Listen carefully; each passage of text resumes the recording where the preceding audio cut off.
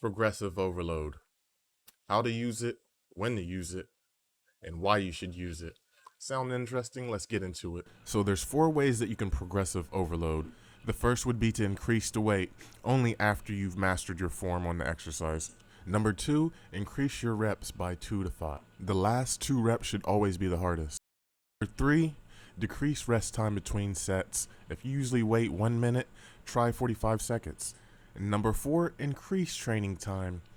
If you usually work out for 45 minutes to an hour, add 15-20 minutes to that workout. So when is the best time to use progressive overload? I would say only after you master the exercise for 2 weeks to a month.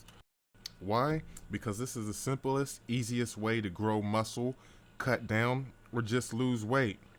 You want to cut down some more or lose some weight? Spend 20 extra minutes in the gym. It really don't matter what exercise you're using, it could be used with any exercise. The main goal for me is just to grow and get big. In order to grow and get big, you have to have that burn. You have to have that push. A lot of us don't have personal trainers to push us, so we have to push ourselves. That being said, I am a certified fitness trainer. If anyone needs help with designing a workout plan or anything, any questions, I'd be glad to help you.